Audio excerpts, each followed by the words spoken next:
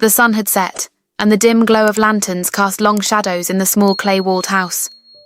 Tochi sat in the corner, clutching a small bucket. His heart pounded as Afua's angry footsteps echoed through the room. "Kojo, where is the water?" Afua's sharp voice pierced the silence. Kojo lay stretched on a bamboo mat, chewing roasted yam lazily. "I forgot," he muttered with a shrug. Tochi clenched the bucket tighter. Afua's eyes landed on him. "Tochi!" she barked. "Why didn't you fetch the water?" It wasn't my turn," Tochi whispered, barely lifting his eyes. The silence thickened. Then came the slap, sharp, stinging. His cheek burned, but he held back the tears. "Don't talk back to me." Efua thrust the bucket into his hands. "Go to the river now." Tochi's stomach twisted. The elders always warned against going to the river at night. The stories of spirits danced in his mind, but arguing would only make things worse. He glanced at Kojo, hoping for help, but his half-brother just smirked. Amma and Zena peeked from the doorway, giggling. With a resigned sigh, Tochi stood, gripping the bucket. His bare feet made soft sounds on the clay floor as he stepped outside. The night air was cold, wrapping around him like a shroud. The moon hung low, casting silver light over the narrow path to the river. Trees loomed on both sides, their shadows stretching like dark fingers. Tochi's steps were slow, hesitant. He tried to steady his nerves. "I'm not scared," he murmured, though his trembling hands betrayed him. Memories of his father flashed through his mind, the way he'd protect Tochi, making him feel safe. But now his father was gone, and Tochi was alone. The riverbank shimmered ahead, its surface rippling like silver under the moonlight. Tochi knelt, dipping the bucket into the water. The coldness made his fingers numb. Just as the water began to fill, a soft melody floated through the air. Tochi froze. It was beautiful but strange, like a lullaby from another world. His heart pounded as he turned toward the sound. There, gliding through the water, was a figure. Her upper body glowed in the moonlight, brown skin shimmering. Her long black hair flowed behind her, and where her legs should have been, an emerald-scaled tail swayed gently. Tochi's breath caught in his throat. The bucket slipped from his grasp, splashing into the water. The figure smiled, her glowing eyes locking onto his. "You shouldn't be here," she said softly.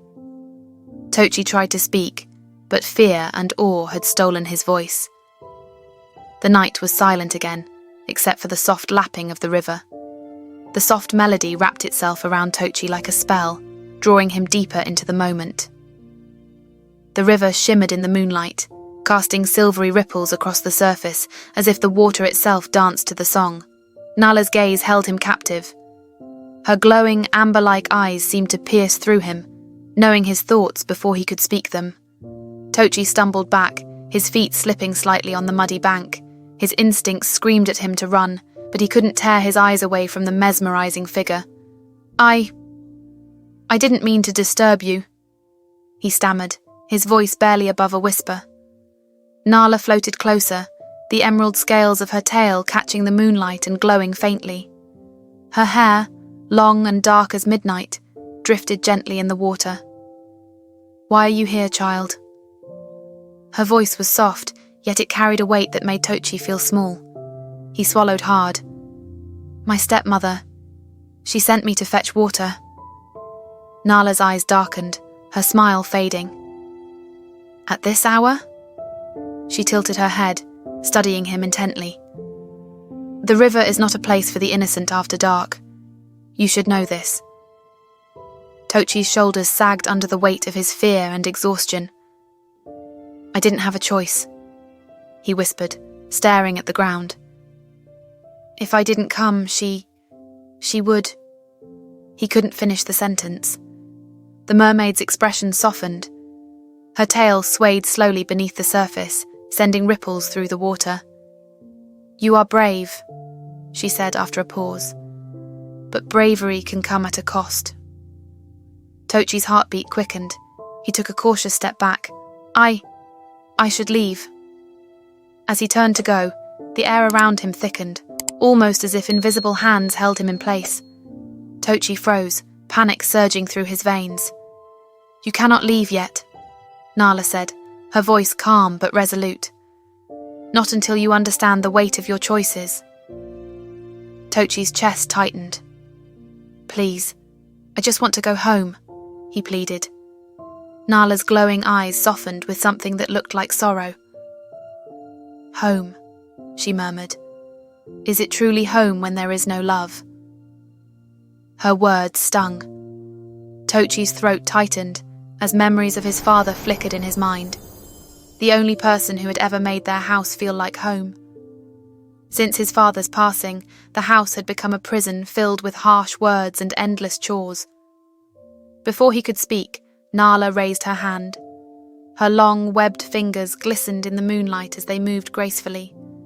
The air shimmered around Tochi, and an unfamiliar sensation washed over him, like cold water running through his veins. He gasped as his legs began to weaken, folding beneath him. His arms felt strange, shrinking as though they belonged to someone or something else. "No, no, no." Tochi's voice cracked as he watched his fingers merge into small webbed feet. His skin darkened and hardened, taking on a rough, greenish-brown hue. He tried to cry out, but only a croaking sound escaped his lips. He fell to the damp earth, his small body bouncing slightly. He blinked rapidly, trying to comprehend what had happened. He had no arms, no legs, only a shell forming around him like a protective cage. Tochi had become a turtle. Nala leaned closer, her glowing eyes filled with quiet sorrow. "You have disturbed the peace of the river," she said gently. "Now, you must learn to see the world differently." Tochi's small heart pounded against his new shell as he struggled to move. His tiny limbs felt foreign and clumsy. He croaked weakly, but the sound felt hollow in the vastness of the night. Nala reached out and carefully lifted him, cradling his small form in her hands. "You will learn in time," she whispered. "But for now, you must trust that this is for your own good." The river shimmered beneath them as Nala turned and slid gracefully into the water, holding Tochi close. He felt the cool waves lap against his shell as they descended below the surface. The world above grew distant, its sounds muffled by the rhythm of the river. Tochi's thoughts swirled in confusion and fear, but beneath it all was a flicker of something else.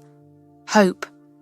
As strange and terrifying as it was, a part of him longed for something more than what he had left behind. The moon watched silently as the river returned to its calm flow, the only sign of what had happened being the faint ripple where they had disappeared. Morning broke over the village, but for Efua, the new day brought no peace.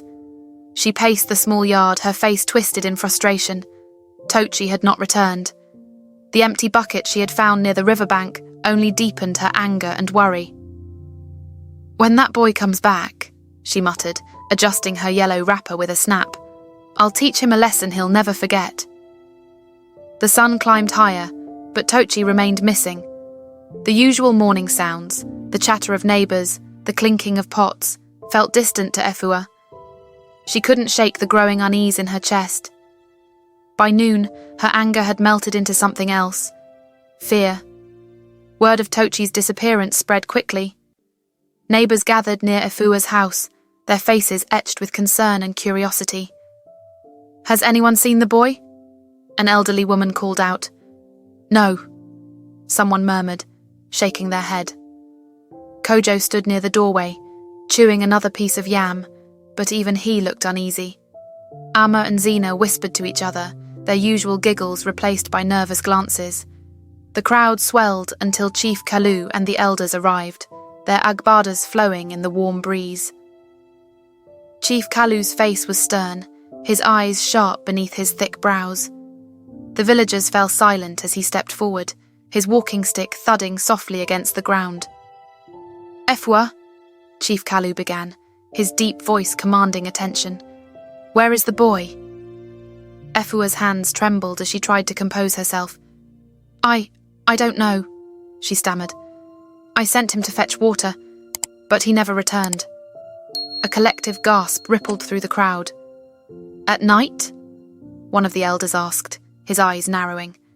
Efua nodded weakly. It wasn't supposed to take this long. An older villager stepped forward, her voice quivering. I saw him walking toward the river, alone. The villagers exchanged worried glances. Everyone knew the stories. The river was no place for a child after dark. Chief Kalu's expression darkened. You sent a child to the river at night. Have you no sense? Efua's eyes widened, and she fell to her knees, her voice cracking. Please, it wasn't supposed to happen like this. The elder shook his head, disappointment etched in his face. You have endangered the boy's life, he said gravely. Chief Kalu raised his hand. Until Tochi is found, you will be exiled from this village. No one will sell to you, speak to you, or offer you help. You will bear the weight of your actions. Efua's wail pierced the air, but the villagers turned away, their hearts hardened. She had crossed an unforgivable line. As the search for Tochi began, groups of men combed the riverbank, calling his name. The river's calm surface betrayed no signs of what had happened. Hours turned into days, and still there was no trace of Tochi. In the evenings, the village square fell silent. Mothers held their children close, whispering warnings about the river spirits. Efua sat alone near her hut, her face pale and her eyes hollow. The sharpness in her voice was gone, replaced by a heavy, suffocating silence. She was no longer the powerful woman who had ruled her home. She was broken by guilt and fear. Tochi's absence became more than a mystery. It became a legend. The world beneath the river was unlike anything Tochi had ever imagined. The water shimmered with an otherworldly glow, reflecting shades of blue and green that seemed alive. Strange plants swayed gently with the current, and small fish darted around in playful bursts of colour. Tochi felt weightless, cradled by the cool embrace of the water. His small turtle body glided easily through the current, though it still felt strange. His webbed feet paddled instinctively, yet his heart ached with confusion and fear. Nala swam ahead, graceful and serene, her tail glimmering as she led him deeper into the river. She turned back and smiled softly. You're safe here, she said, her voice like a lullaby that calmed his racing thoughts. Tochi let himself drift closer to her. There was something soothing about Nala's presence, something he hadn't felt since his father's death. Why did you do this to me? He asked, though the words came out as a weak croak. Nala seemed to understand. She rested on a smooth rock and gestured for Tochi to join her. He awkwardly paddled onto the surface, his small shell clunking lightly as he settled. You needed to see the world differently, Nala said gently. You've carried burdens far too heavy for someone your age. Here, no one can hurt you. Tochi looked down at his reflection in the water. His small round shell, bright curious eyes and stubby limbs. He didn't recognize himself. But I didn't ask for this, he thought bitterly. Nala reached out and brushed her fingers along his shell. I know it's hard, but sometimes we find peace in places we never expect. Days passed, or so it felt. Time in the river seemed to flow differently, unbothered by the outside world. Nala took care of him, feeding him small river plants and showing him secret underwater places filled with beauty. She sang to him, her voice weaving stories of the river's ancient magic. At first, Tochi resisted. He longed for his human body, his old life, even if it was filled with hardship. But as the days drifted by, something began to change. He no longer dreaded waking up.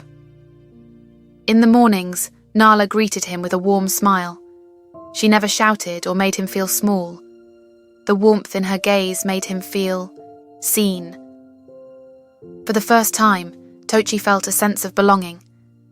One day, as they floated near a quiet cove, Nala turned to him. You've grown stronger, Toby, she said, using the name she had given him in his turtle form. Tochi blinked. Toby. The name sounded strange but comforting. Nala's smile faded slightly. I cannot keep you here forever. You must decide. Stay with me, or return to your world. Tochi's heart twisted. The thought of returning to Efua's harsh words and endless chores made him shudder. But he also thought of his father, the man who had once made their house feel like home. Nala waited patiently as the water shimmered around them. Tochi stared into the water, watching the ripples distort his reflection. His small turtle face blinked back at him, a reminder of how much his life had changed. Nala's voice echoed in his mind. Stay with me, or return to your world. The thought of returning home filled him with dread. He remembered Efua's scowl, her sharp words, and the relentless chores that left him feeling invisible. Yet, somewhere beneath the fear was a lingering memory of warmth. The way his father's laughter used to fill their small house. His father had made him believe in love and belonging. Could he ever feel that again outside the river? Nala watched him quietly, her glowing eyes calm, but filled with something he couldn't quite name. You don't have to rush your decision, she said gently, but once you choose, you cannot change your mind. Tochi's small heart pounded in his shell. What if I make the wrong choice? He thought. He closed his eyes, letting the memories wash over him. His father's kind face, the cold nights spent sweeping the compound alone, the rare moments of laughter before his life turned dark. When he opened his eyes, they shone with quiet resolve. He turned to Nala. I want to stay, he croaked softly. Nala's smile was gentle but tinged with sadness. Very well, she whispered. She cupped his small form in her hands and kissed his shell lightly. You are free from the pain of the world above. But remember, this choice will change your destiny forever. Tochi nodded, or at least tried to. The weight of his decision settled over him like a wave, but beneath it was an unexpected sense of peace. For the first time, he wasn't afraid. Days passed, and Tochi, now Toby, became part of the river's life. Nala showed him underwater caves where shimmering stones lit the darkness. He learned to navigate the currents and bask in the river's quiet serenity. The other creatures in the river accepted him, curious but kind. But Nala had been right. His choice had changed more than just his form. Toby felt lighter, free from the burden of trying to prove his worth to people who never saw him. One evening, as the sun cast golden streaks over the water, Nala found Toby resting on a smooth rock near the bank. Do you ever regret your choice? She asked softly. Toby looked up at her, his small eyes calm. No, he croaked. Nala smiled, though her gaze lingered on the horizon as if lost in thought. Then I am glad, she whispered. Meanwhile, back in the village, Tochi's story had become a legend. The villagers spoke of the boy taken by the river spirits, a cautionary tale whispered to children before bed. Efua's punishment had changed her. Shunned by the village, she lived in isolation. Her once loud, commanding voice had faded into silence, replaced by guilt and regret. She often wandered to the riverbank, staring at the water as though hoping to see a glimpse of the boy she had wronged. Experience the magic of Tochi and Nala's tale. What would you do if a mermaid appeared before you with an offer that could change your life forever? Dive into this unforgettable story of courage, transformation, and belonging. Don't miss a moment. Like if you love folk tales, comment your favourite moment or lesson, subscribe to PaulSeries for more captivating adventures. Your journey to wonder starts here.